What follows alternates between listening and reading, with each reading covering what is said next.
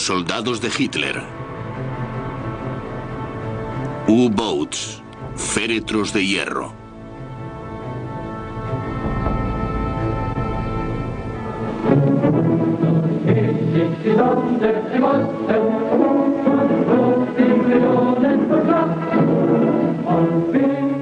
Durante los años oscuros en que transcurrió la Segunda Guerra Mundial, los hombres que integraban la tripulación de los submarinos alemanes fueron considerados héroes nacionales. Agasajados y adorados por un público agradecido, estos hombres fueron las estrellas de una época turbulenta.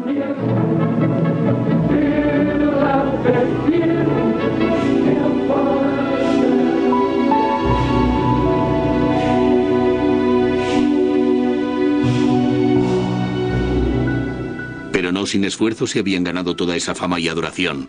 De cada 4 hombres que se hicieron a la mar en los submarinos alemanes, los U-boat, 3 murieron en combate, condenados a descansar para siempre en un ataúd de hierro.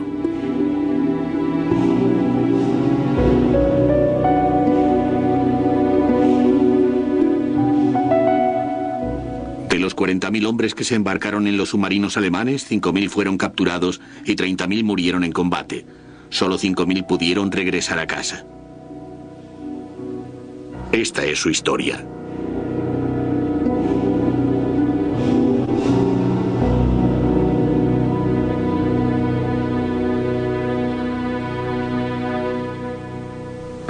Ante todo, ser marinero en un submarino era un orgullo. La gente nos tenía gran respeto. Nos sentíamos orgullosos. No sabíamos lo que estaba pasando. Habíamos recibido aquella formación en las juventudes hitlerianas y solo teníamos un objetivo.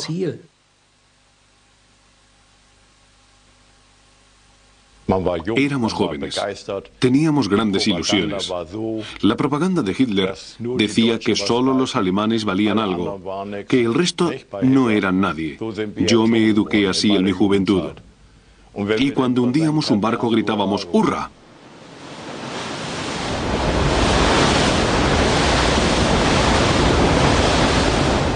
Solo queríamos una cosa, sobrevivir, nada más.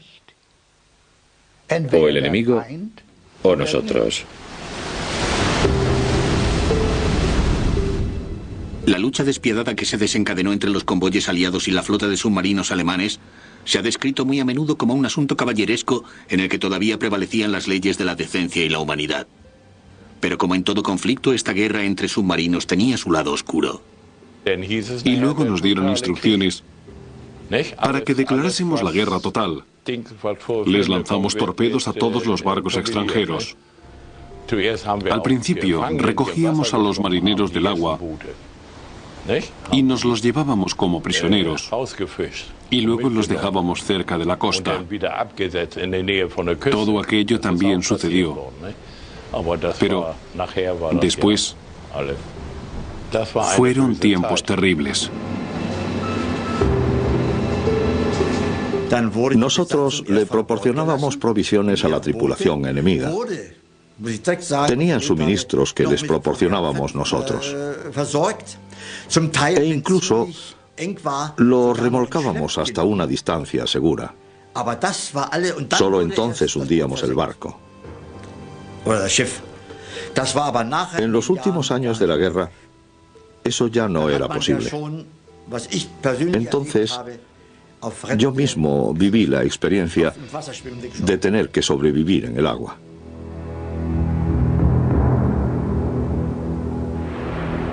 Entre todos los horrores de la guerra, un sonido que ningún marinero jamás olvidará era el quejumbroso sonido que hacían los barcos al partirse antes de hundirse en las profundidades del océano. ¿Cómo era el sonido? Estremecedor. Lo que los expertos describen en su lenguaje técnico simplemente como el ruido producido por la ruptura del mamparo y el hundimiento del barco era un estruendo horroroso. Cuando se hundía un vapor, por ejemplo, el aire que quedaba dentro salía por las aberturas aullando y el barco se resquebrajaba y bajo el agua el ruido se podía escuchar a kilómetros.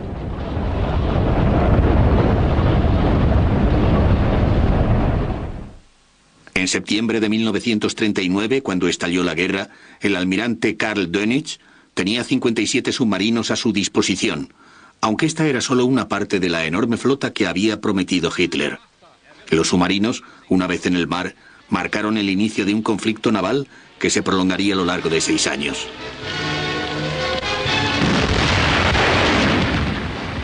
Gracias al factor sorpresa, los submarinos de Donitz eran capaces de lanzar una fuerte ofensiva mientras la flota mercante británica corría a buscar refugio.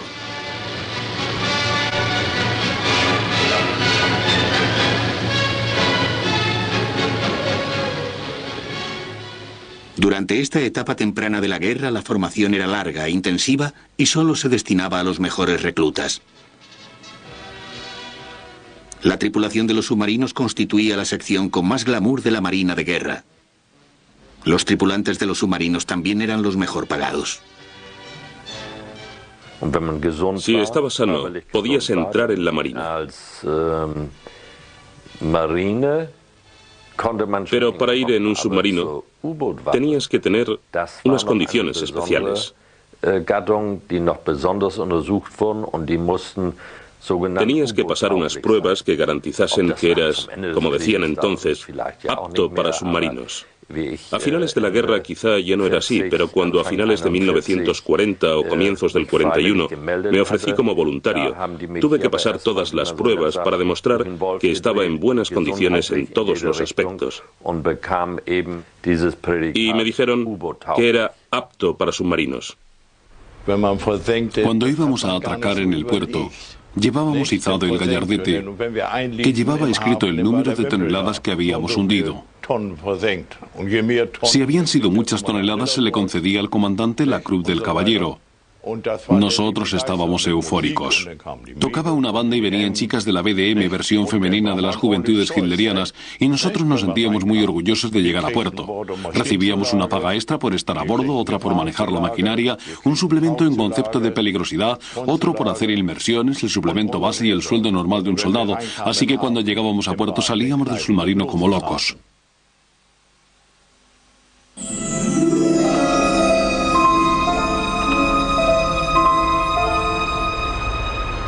En 1940, la invasión de las costas francesa y noruega aumentó el campo de acción de los submarinos en la zona occidental. Y en los 5 meses anteriores a octubre de 1940, se habían hundido 274 barcos mercantes, mientras que los alemanes solo habían perdido 6 submarinos. Para Gran Bretaña, aquellas pérdidas eran insostenibles. Parecía posible que Gran Bretaña se tuviese que rendir a falta de suministros. Partimos de Trondheim en nuestra primera misión contra el enemigo. Navegamos entre Shetland y las Islas Faroe. No nos acosaron con cargas de profundidad. Avanzamos sin ningún problema y localizamos a un convoy en la costa de Inglaterra. Nuestro submarino navegó por la superficie a través de la escolta y entonces elegimos los blancos. Seguimos al convoy con otros submarinos hasta llegar a Terranova y no dejamos ningún barco a flote. Los destruimos todos. La mayor parte de la actividad bélica la desarrollaba un submarino legendario en Alemania, el submarino de la clase 7. Estos submarinos eran perfectos para el combate.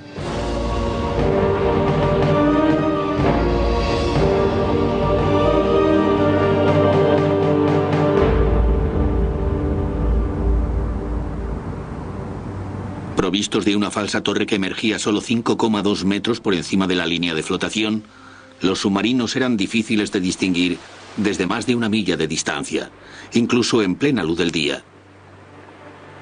Por la noche eran prácticamente invisibles. Los submarinos se podían sumergir en menos de 1 minuto, podían alcanzar una profundidad de 100 metros sin gran esfuerzo y 200 metros si se los forzaba. Herbert Lang, entonces un suboficial de 18 años, tenía buenos motivos para agradecer la eficacia de la ingeniería alemana. Nuestros submarinos, los 7C, los llamados submarinos de combate, que eran además el terror de Inglaterra, eran unos submarinos mucho más estables y robustos que los que tenían ellos. Con el submarino No teníamos problemas. En el astillero lo habían diseñado para sumergirse hasta una profundidad de 90 metros, pero nosotros descendíamos hasta 220 metros. Teníamos que bajar más porque encima estaban los grandes barriles de petróleo, como llamábamos a las grandes cargas de profundidad que bajaban hasta los 160 metros. Teníamos que ir por debajo de ellos porque si no el submarino podía estallar. La profundidad que alcanzaban estos submarinos y su resistencia a grandes velocidades duplicaban la capacidad de sus contemporáneos aliados.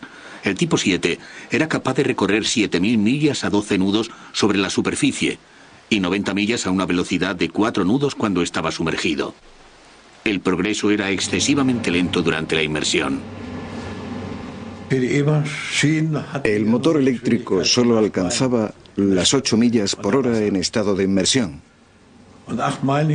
Si se forzaba al máximo la batería, solo duraba 1 hora y media. Teníamos que tener cuidado de avanzar a la velocidad mínima, porque así podíamos aguantar 24 horas o más.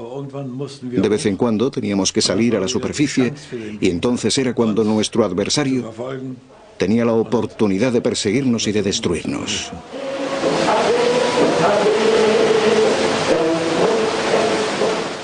El ambiente a bordo era un poco claustrofóbico e incómodo, pero comparado con las condiciones en las que se veía obligado a vivir la población civil, los hombres de los submarinos estaban bien provistos.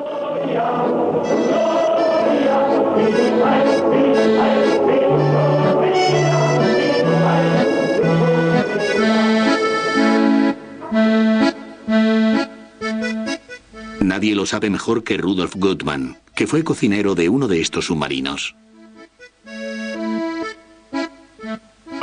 Nadie se quejaba. Teníamos suficiente para estar contentos. Recibíamos unas raciones de primera categoría. Todo sabía a gasolina, claro. Y lavar era un lujo, pero todo el mundo comía. Creo que las dificultades por las que pasaron los soldados en Rusia fueron mucho peores de lo que tuvimos que pasar nosotros, con gran diferencia. Siempre nos sentábamos a la mesa para comer, con tenedor y cuchillo, aunque la comida fuese terrible.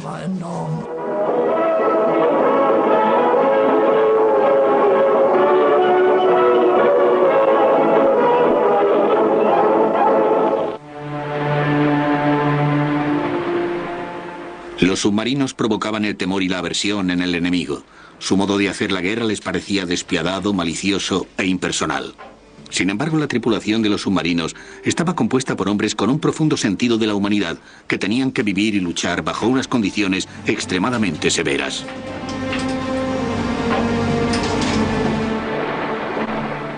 Estos hombres pasaban a veces meses en un espacio claustrofóbico e incómodo sin apenas ver la luz del día.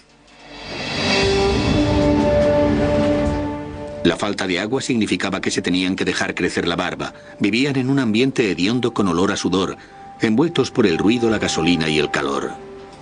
Apenas nos podíamos quitar la ropa. Había una litera para cada 2 hombres y cuando partíamos de puerto llevábamos torpedos entre las literas y en el suelo. Y poníamos la mesa sobre los torpedos para comer.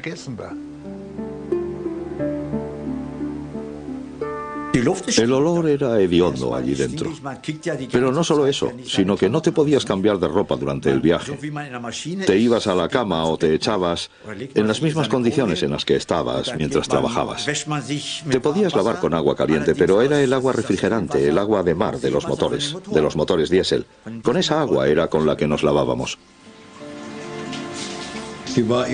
Sí, las provisiones estaban guardadas por todas las esquinas.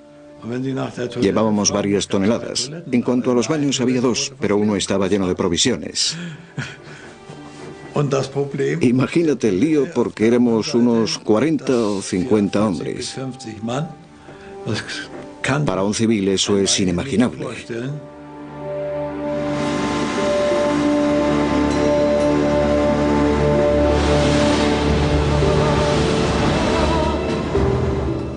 En primeros años de la guerra, los submarinos de guerra subían a menudo a la superficie para atacar incluso al barco más lento.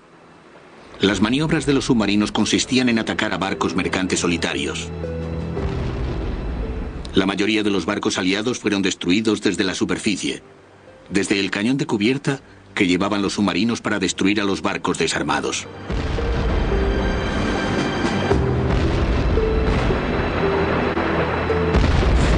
Aunque el ataque desde la superficie era una maniobra potencialmente peligrosa, a menudo no había elección. El espacio a bordo estaba limitado y los torpedos alemanes sufrían muchas veces de alguna tara que hacía que no explotasen. Estos torpedos eran además lentos y fáciles de detectar. El capitán del submarino era muy astuto. Y cuando vio la estela del torpedo, y menos mal que la vio a tiempo, paró inmediatamente. El torpedo pasó de largo y en cuanto hubo pasado, salimos a toda velocidad y seguimos navegando.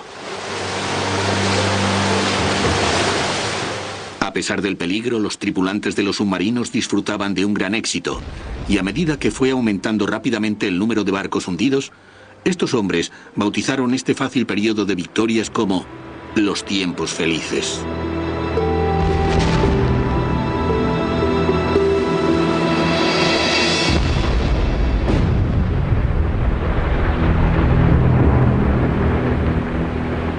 Debido a las limitaciones de los motores eléctricos que necesitaban ser recargados constantemente, los submarinos pasaban la mayor parte del tiempo sobre la superficie.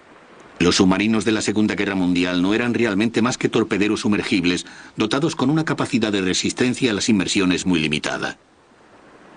Tenían que salir a la superficie a intervalos regulares para recibir aire y para recargar las baterías. Esta práctica resultó ser a menudo su perdición.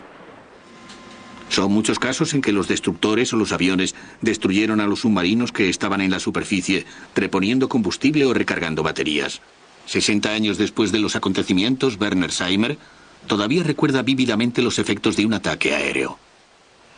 Los hombres que perdimos fueron víctimas de un ataque aéreo. Estábamos sobre la superficie para recargar las baterías y durante el tiempo que necesitábamos para hacerlo fuimos atacados por un avión. Respondimos con una descarga de balas de 2 centímetros y vi cómo las balas rebotaban en los laterales de la cabina del piloto. No pudimos atravesarlo, pero había terminado. Al aumentar el riesgo de un ataque aéreo, los submarinos buscaron la protección de la noche. En los primeros años de la guerra, los convoyes todavía dependían fundamentalmente de la observación para detectar los submarinos. En la oscuridad, la reducida silueta de los submarinos se perdía de vista con facilidad. El objetivo de los submarinos, mucho más grande, se perfilaba claramente contra el cielo, sobre todo si otro buque estaba en llamas. A medida que fueron ganando experiencia, los Wolfpacks aumentaron su osadía e incluso algún capitán aventurero se atrevió a combatir estando en medio del convoy.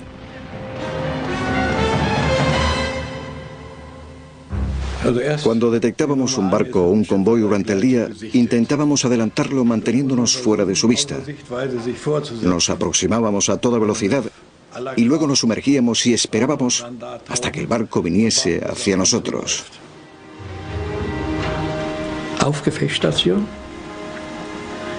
Todos los hombres acudían a sus puestos de combate y tomaban posiciones. El manipulador de los torpedos los ponía a punto. El comandante le daba las órdenes para que ajustase la distancia, la profundidad, etc. Y cuando el torpedo estaba en la posición correcta, gritaba la orden: disparen torpedos, y los torpedos salían disparados. Una vez que el torpedo había sido lanzado, se ponía en marcha el cronómetro para ver si la distancia era más o menos la correcta. A veces cerrábamos el tiro, pero otras estábamos en el blanco y era otra victoria. En mi buque nadie gritaba hurra. Más bien el sentimiento generalizado era: Dios mío, pobres diablos.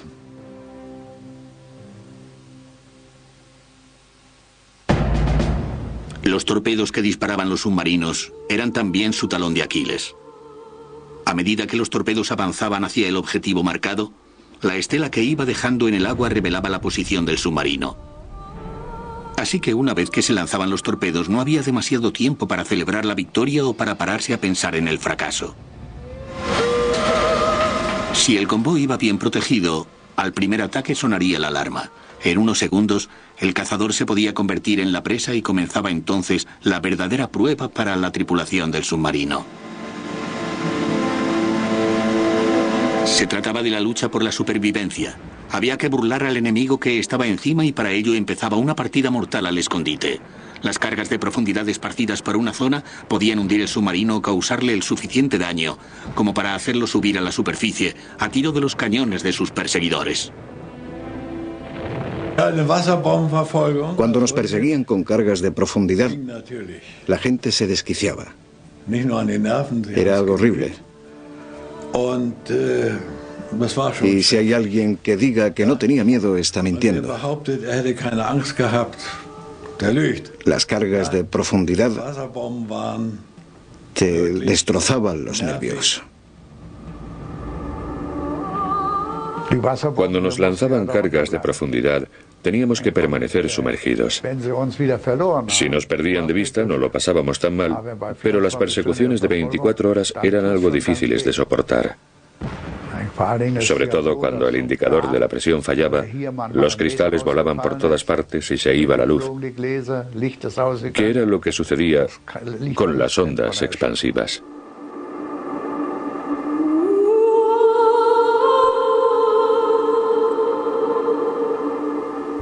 Lo más interesante es que todo sucedía en silencio. Todo eran susurros. No se daban las órdenes gritando. Se evitaba el ruido.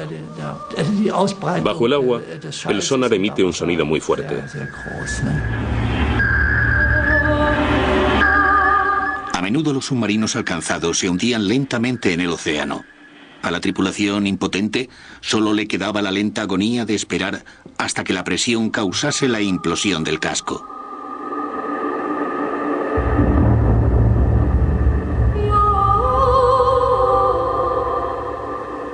La peor pesadilla de la tripulación era quedar atrapado vivo en el fondo del océano esperando una muerte lenta por asfixia. Heinrich Schmidt era un tripulante del U-331, un submarino alemán que se vio forzado a descender más de lo que ningún submarino estaba diseñado para soportar las cargas de profundidad lanzadas por un buque británico. Se nos ordenó que fuésemos a la proa y el submarino descendió hasta la increíble profundidad de 260 o 280 metros. Una profundidad jamás alcanzada por ningún submarino, porque el manómetro no estaba encendido. Apenas oíamos las explosiones de las cargas de profundidad, porque habíamos descendido mucho. Después, el almirante Dönitz nos confirmó que habíamos descendido más que ningún otro submarino del tipo 7.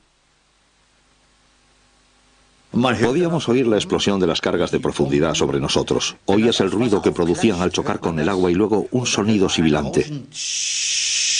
Y entonces sabías que en cualquier momento se podía producir la explosión. Si la explosión era muy fuerte, era fácil calcular los efectos. Cuanto mayor era la profundidad, más sensible era el submarino. En los primeros años de la guerra, los británicos contaban con dos instrumentos para detectar los submarinos. El primero era el hidrófono, un simple aparato de escucha que podía detectar el sonido de la hélice. El hidrófono no era demasiado fiable y solo se podía utilizar si el barco paraba sus propias hélices para escuchar la del submarino. En aguas poco profundas, los submarinos podían pasar inadvertidos parando motores y permaneciendo en el fondo marino.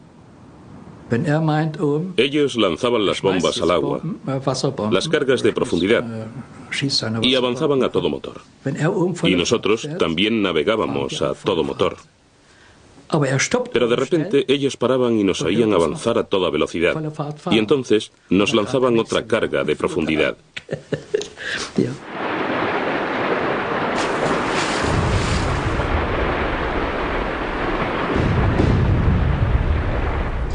Teníamos que aprovechar el aire y la electricidad al máximo. Apenas había movimiento dentro del submarino y ni siquiera comíamos. Solo bebíamos y no te podías mover, porque cualquier sonido se podía escuchar a varias millas. Mucho más eficaz que el hidrófono fue el ASDIC, un sonar que se basaba en el reflejo del sonido para detectar la posición de los submarinos. Lo que más temíamos era el ASDIC. Cuando el sonido rebotaba contra nuestro casco, sabíamos que nos habían cogido. Oíamos un blup y un borboteo y sabíamos que las cargas de profundidad venían hacia nosotros. El último viaje fue el peor. Íbamos delante de un convoy. Hundimos un barco e inmediatamente después cayeron y nos alcanzaron las primeras cargas de profundidad. El submarino tenía varias grietas y teníamos que movernos con mucho sigilo, procurando que el silencio fuese total en el submarino. Teníamos a 3 destructores sobre nosotros. Buscaron y buscaron, buscaron con sus aparatos. Podíamos oírlo todo. Si hacía... era que había rebotado y que nos habían cogido. Si el submarino tenía la mala suerte de haber sido detectado por un destructor, un temor que solo conocen los que lo vivieron se apoderaba de la tripulación.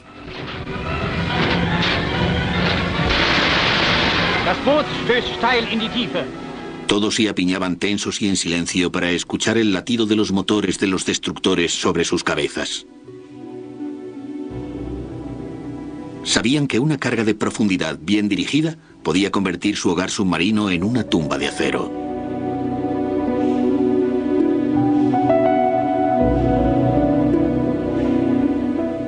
Algunos no lo podían aguantar. Uno de los timones de profundidad había saltado por efecto de la persecución con cargas de profundidad. Un hombre quiso abrir el distribuidor de aire comprimido que estaba sobre el árbol de Navidad, como lo llamábamos, donde se encontraban todos los distribuidores de cada una de las cámaras de inundación. Se levantó, quería hacer subir el barco.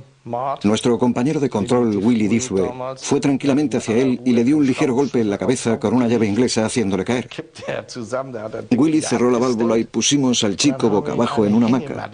Lo atamos y lo dejamos en una esquina para que no volviese a hacer ninguna tontería. Un casco dañado significaba que podía entrar un torrente de agua y engullir la nave en poco tiempo, llevándola a las profundidades del océano. Para la tripulación de los submarinos, un ataque con cargas de profundidad era una pesadilla que ponía a prueba su estoica determinación.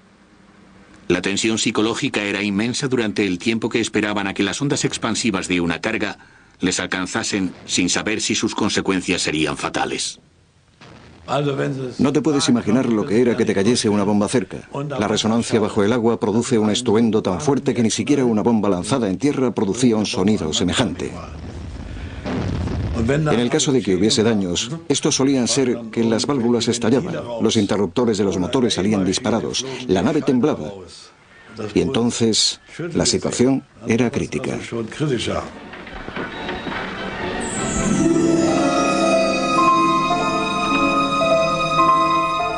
En junio de 1941 llegaron los primeros submarinos a las aguas del Ártico, las aguas más peligrosas e inhóspitas del mundo. Su presa eran los convoyes aliados que les llevaban suministros a las tropas soviéticas.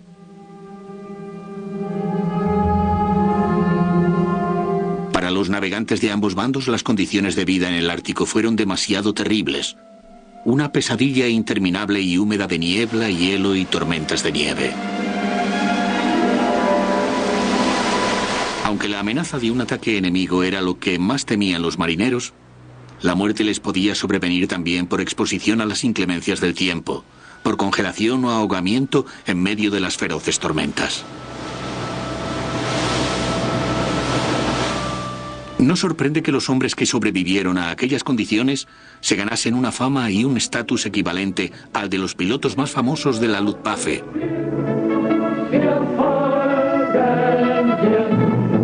Pero la adulación del público estaba bien ganada. La tripulación de los submarinos estaba compuesta por hombres de una clase especial que recibían las mejores raciones, además de disfrutar de los placeres más dudosos de que disfrutaron nunca los marineros. Íbamos con chicas de pocos escrúpulos, porque teníamos dinero. No sabíamos si íbamos a regresar o no, así que, ¿qué íbamos a hacer?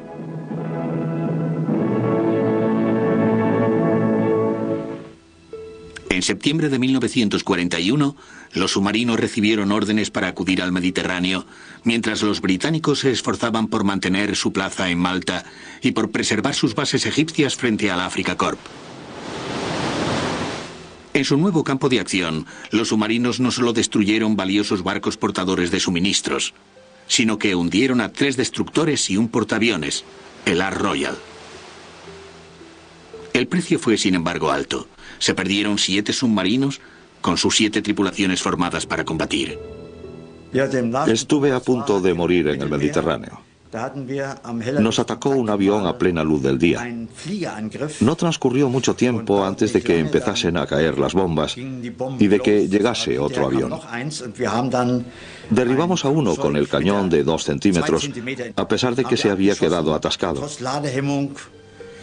Pero el segundo avión iluminó la zona y unas horas más tarde teníamos un destructor a nuestras espaldas. Tuvimos que permanecer en el agua 25 horas. No podíamos salir a la superficie y nos atacaron con más de 110 cargas de profundidad.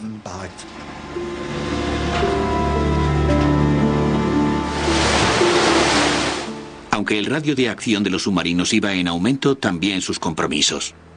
A finales de 1941, los submarinos tenían que patrullar 3 zonas operativas: el Mediterráneo, el Atlántico y el Ártico.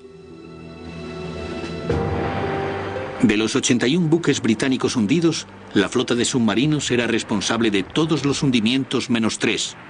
Frente a esta cifra positiva se perdieron 38 submarinos. En nuestro último viaje tuvimos que navegar por la superficie, porque las primeras cargas de profundidad nos cayeron muy cerca y la nave se resquebrajó. Las bombas no consiguieron hundirnos, pero desde el punto de vista de la artillería naval, nos habían dado. La razón del número creciente de submarinos destruidos era un nuevo aparato empleado por los británicos.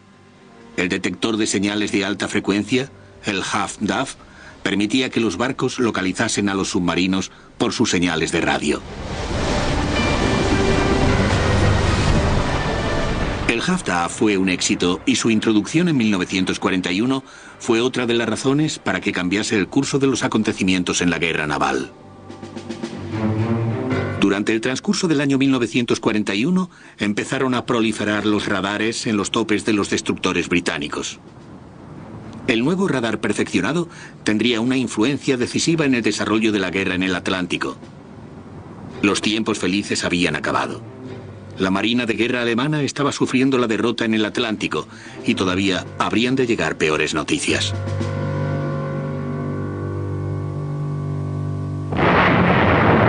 En diciembre de 1941, los japoneses atacaron la base estadounidense de Pearl Harbor.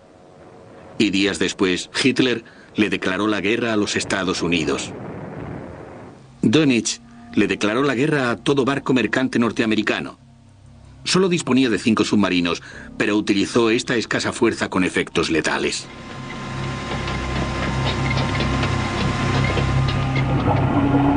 La costa oriental se convirtió en el campo de acción perfecto para los submarinos. Frente a la costa de los Estados Unidos, 500 barcos fueron hundidos en los 6 primeros meses de 1942. Parecía que se avecinaban otros tiempos felices para los submarinos. Sin embargo, la suerte se volvería de nuevo contra ellos. A medida que se amplió el campo de acción de los submarinos, los viajes a refugios seguros en la costa de la Francia ocupada se hicieron más largos. Se inventó un sistema de mantenimiento y abastecimiento a bordo. No era nada fácil.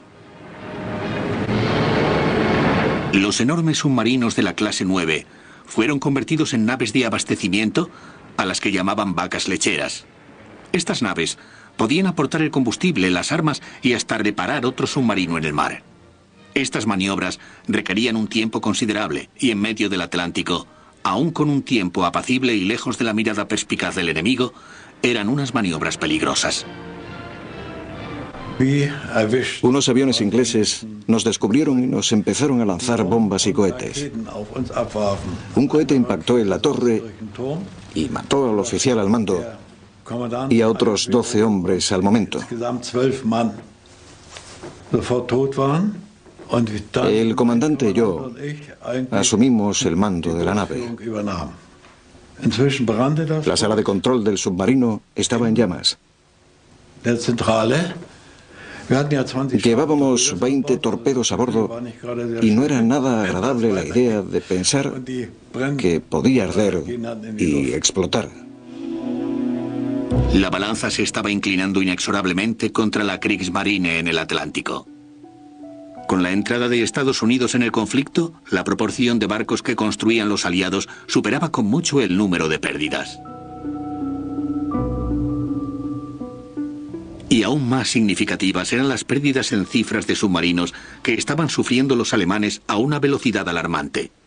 Los submarinos convencionales, que también lo habían hecho en los 3 primeros inviernos de la guerra, eran ahora extremadamente vulnerables a los grupos de caza organizados por los aliados. Era raro el caso en que un submarino sobrevivía a más de 2 incursiones. Estas terribles estadísticas significaban que era imposible formar tripulaciones experimentadas y muchos submarinos nuevos fueron puestos en manos de oficiales sin experiencia que tenían poco más de 20 años. Muchos de estos submarinos escasos de hombres se hundieron con su joven tripulación en su primera salida. Éramos muy jóvenes. Ten en cuenta que nuestra tripulación estaba formada por jóvenes de entre 18 y 22 años. Los oficiales tenían entre 22 y 24 y el comandante tenía 25 años. En 1943 fue cuando se produjeron las mayores pérdidas, porque los ingleses nos podían localizar. Si salíamos a la superficie aparecían inmediatamente los aviones. A partir de 1943, al tiempo que las pérdidas de submarinos iban en aumento, fue disminuyendo el nivel de experiencia de la tripulación. Estas tripulaciones, escasas de experiencia, tenían más probabilidades de hundirse. Lamentablemente, la causa de este hecho fue muchas veces algún accidente producido por la inexperiencia en el difícil manejo de esta nave. Alemania había entrado en esta fatal espiral en la que cada vez contaba con menor experiencia y mayores pérdidas. Al final de la guerra, las tripulaciones estaban compuestas por jóvenes tan faltos de experiencia que aquello se convirtió casi en una cacería humana. Los nuevos aviones, como los Sunderland británicos y los Liberator norteamericanos, capaces de recorrer grandes distancias, significaban que los submarinos alemanes ya no podían buscar ningún refugio seguro donde salir a la superficie para recargar las baterías. Nos atacaron los Sunderland, hidroaviones, y todo lo que veíamos era un muro en llamas que avanzaba de izquierda a derecha. Después del ataque de los aviones, habían muerto 2 hombres y había 16 heridos. Y tuvimos que volver de regreso a los embarcaderos de la línea del frente de Brest. A mediados de 1942, los británicos habían perfeccionado un sistema de radar para ser transportado en los aviones que podía detectar la presencia de un submarino en la superficie a varios kilómetros de distancia. Los inexpertos comandantes de los submarinos se tenían que enfrentar ahora a unas fuerzas aéreas aliadas provistas de potentes armas cuyos aviones se precipitaban desde el cielo dejando caer sus bombas sobre ellos.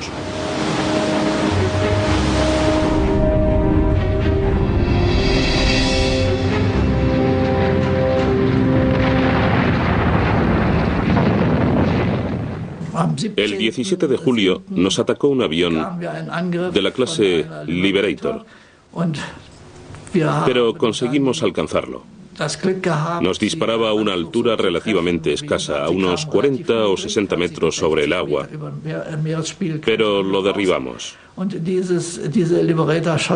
Luego, todo estuvo tranquilo hasta el 19 de julio, cuando vino otro Liberator, y no sé cómo no nos dimos cuenta de cuándo nos teníamos que sumergir. Nos quedamos en la superficie y el Liberator, ese que se ve en la foto, nos acribilló con las ametralladoras.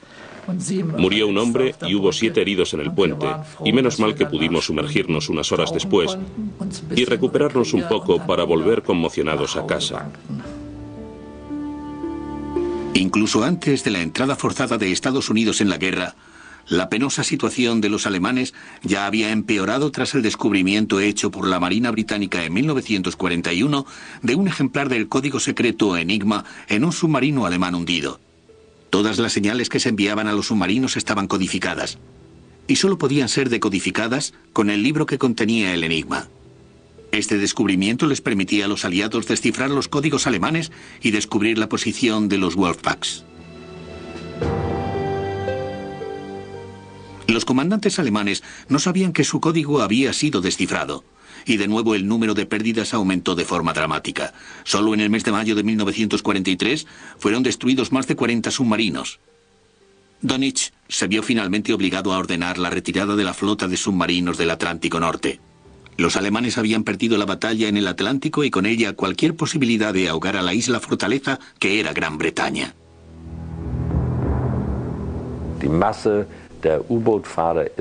La mayor parte de la tripulación de los submarinos no regresó. Se ahogó. Los submarinos fueron los que sufrieron más pérdidas. Debido al desarrollo de la tecnología del radar y los equipos de sonar, no había escapatoria. Los alemanes buscaron también el perfeccionamiento tecnológico, pero lo poco que se conseguía llegaba demasiado tarde. En 1944 se introdujo un snorkel que, al proporcionarle aire a los motores, permitía que los submarinos permaneciesen sumergidos más tiempo.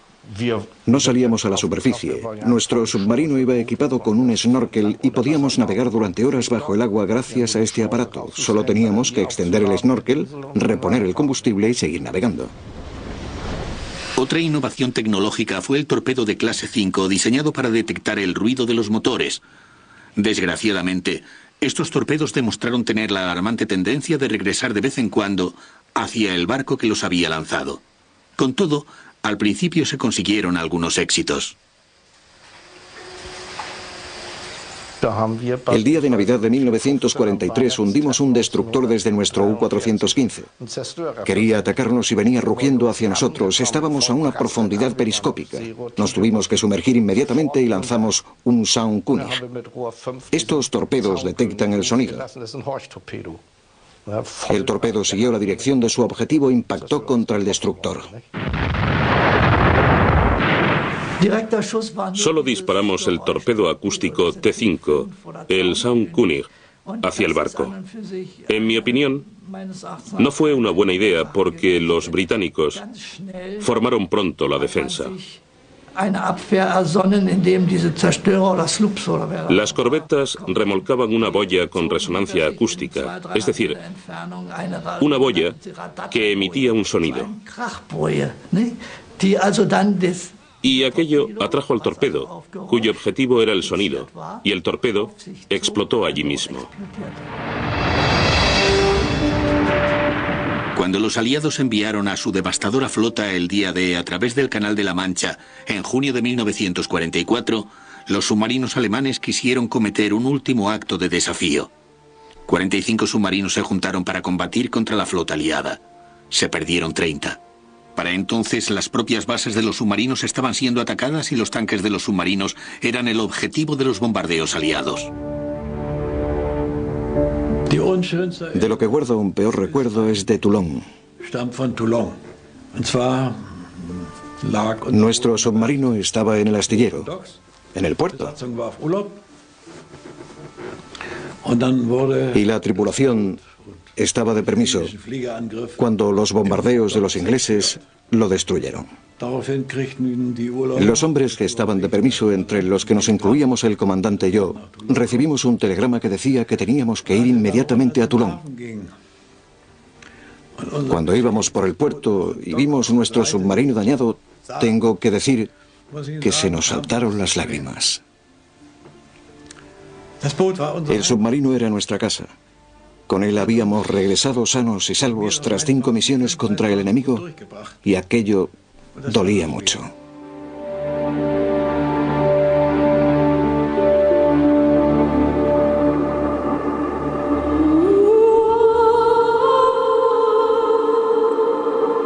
A pesar de la creciente cifra de hundimientos tanto en el mar como en puerto, hasta el último momento del último día de la guerra, los submarinos alemanes continuaron cumpliendo con su deber. Klaus-Dieter Oehlenschläger participó en las últimas operaciones de la Segunda Guerra Mundial. Finalmente, el 29 de abril de 1945, participamos en la última operación llevada a cabo por un submarino contra un buque de guerra inglés.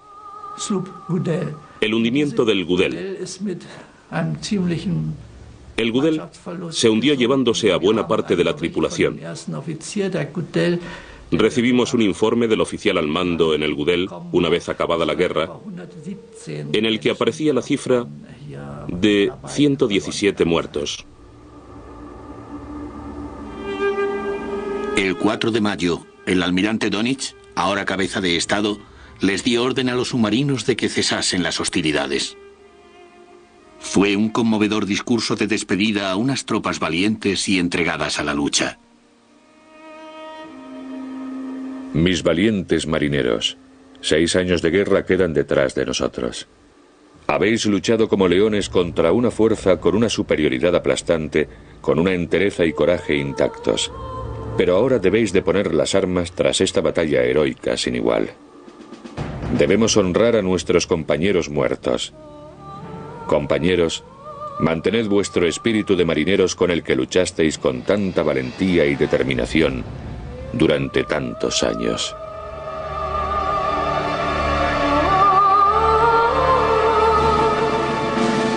Siempre me compadezco de mis pobres compañeros que tuvieron que ir a Rusia o a donde fuese, a Francia o a cualquier otro lado, y que estuvieron en medio de la miseria. Nuestra situación no era mucho mejor, pero estábamos calientes, comíamos bien, recibíamos una paga extra al salir de permiso y esas cosas. Los pobres soldados de infantería no tenían nada de eso.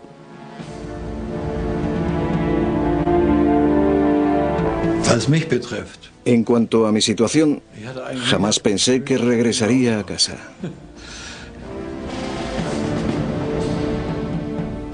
Todavía podíamos subirnos a alguno de los viejos barcos de vapor para salir a navegar, que era lo que nos gustaba. Yo lo habría hecho con gran entusiasmo si no fuese por la guerra, pero así nunca más.